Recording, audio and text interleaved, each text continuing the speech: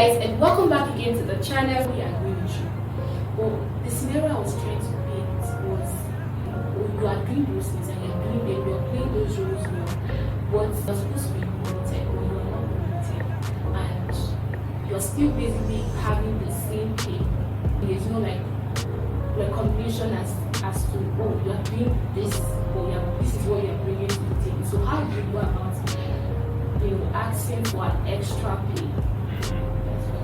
Okay, so I think one thing in the work environment is something called leverage, right? If you're very competent and you're actually if you make yourself so valuable that you can't be easily replaced. Now it's easy to have those type of conversations, but if you're somebody who can easily be replaced, and then there's also the it may backfire, right? Because if you can easily be replaced and you're having conversations about increasing pay, and then you don't really have a skill that cannot be easily replaced, now that can backfire because you must always have leverage, to always have those type of conversations. So that is why I think it has to do with, first of all, self-assessment. What can you do? Now, if you're very competent and you're doing your work very well, you're not getting recognition, you're not getting all the thanks you need to get, there are other companies that probably need you, right? Because you're a skillful person, and then probably others are looking for you to give you the same job opportunities but with higher benefits, right? But you have to be competent and really highly skillful. But if an individual is not really competent and highly skillful and they can easily be replaced, having those type of conversations can actually backfire because they can easily maybe fire you or even say they don't need your services again or look for somebody else that can do whatever it is you're doing. So I think the thing to always look out for is your leverage. What is your leverage? Your leverage will determine the type of conversation you can have.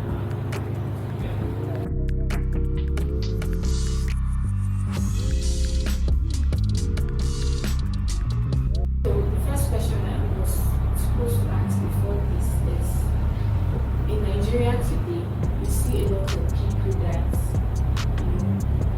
go for interviews, and after interviews, they are not given any agreement as to the work that they are supposed to do.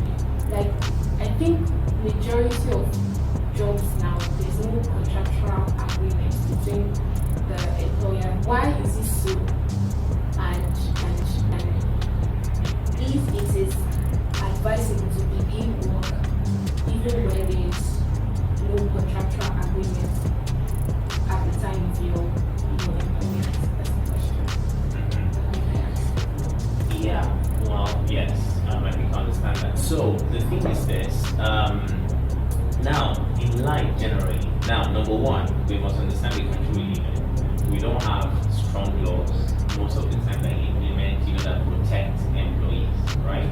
And that is the number one flaw, because the only reason why you have, I'll say preponderance of, such behaviors is simply because we don't have strong laws. So somebody knows that, okay, you need a job, the employment rate is high. So because you need a job, most employers feel they're doing you service, or, it's like they're just helping you, you understand, not like they need your skill. So that is the main reason why we have that. So you have a lot of people who basically start working without employment, contract. And it's also because there is also no leverage from the employee. Because if you have, all the necessary leverage and the skill set and the knowledge and all of that, your work. So you don't just accept what doesn't align with, your work, right? So but for most people to, because especially when the job is not really a highly skilled based job, that's where you really have all those types of things. But when it's a highly skilled based job, most of the time the employee is always, at the point where they can actually bargain, or sort of have those discussions about, this and that, and then they come to terms because the employer needs you, you also need the employer, right? And then it's a vertical relationship. But I think for most jobs where you actually have a preponderance of that is simply because there's a high rate of unemployment, so employers take advantage of those. The fact that there are no stronger laws, you can actually take them to court. You're not willing to, spend time in court and all of that, and because of that, you have a big, preponderance of that. But what I think is, for most people, it it doesn't matter if you actually are someone who, you're passionate about what you do and you know that you can bring value to that company. If you can show your value, you actually will now begin to build individual at some point. You say, hey, because of what I'm bringing to you, this is what I can do. Now, can we have this conversation? Respectfully, of course, because you know your worth and they also see your worth, right? So it's always about, first of all, showing what you can do, even if, for example, you find yourself in that situation, and then you can now have those type of conversations. I think that's. So if they say that, okay, along the line that you come up with a contractual agreement between both parties, and then it takes like the whole time, how do you call them to go like sometimes they say they say talk is cheap, but these employers, they always feel they are all powerful. If you can't take it, walk out, something like that. How do you bring those conversations? Yes, we know that they have seen what you have to do, what you brought to the table, but they are still dragging their legs to do the needful. How do you call them to do? What are those things you can do? Well, I think one thing you can always do is, number one, have what they call self-value, right?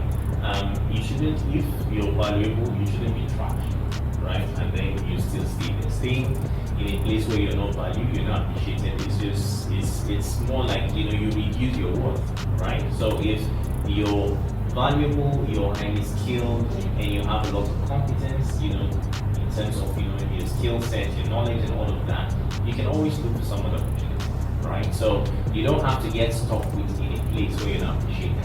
So it's just a simple thing. If you're not appreciated, you move on to something else. You understand? But there's this fear that people always have, just accept there are no jobs there. I've seen people, or I've worked with people that these people are very good, they can actually start now. But there's just this fear. How do you go about the fear that employees have in calling themselves to order? You've spoken about value, this is my value. How do you talk to yourself, not accept peanuts? Well, I think it has to do with self-confidence, right? You know what you're worth, you know what you deserve, right? And you know what you bring to the table. Then you can always have sincere conversations, right? If you know what you're worth, then in spite of all that is happening, you can actually decide the decision to stay or to go. You understand? Especially when you're not appreciated. Personally, there's no reason remaining in a place where they're not appreciated. It's a good example. Let's even use this scenario of maybe footballers, football clubs and all of that. A typical footballer, if you're not appreciated in the club, you look for another club, right? I'll take him and all of that. Yes, opportunities are not, there, especially in the African countries, but we live in a world today that is also a global village, where you can begin to think about if, of course, now the determining factor to always live most of the time is always economy, right? Because if you live where your next paycheck will come from, where you're going to get your money from, So you have to, if that is the situation you find yourself, and then you know that, hey, you cannot do without a job, maybe you just need to stay there and begin to plot your route for escape, right? Because you already know that, hey, I'm not appreciated, I'm not going to stay here for long. So you stay, but you plot your way of escape. Do you need to develop a new skill? Do you need to begin to apply to other companies, maybe even outside the country or something? But you just have to understand that you need to preserve your self-worth and then plot your route for escape. If, for example, you have an economic situation that will not sustain you if you're just doing the job, But at the end of the day, you have to, if you know your work, then you shouldn't really just sacrifice your time.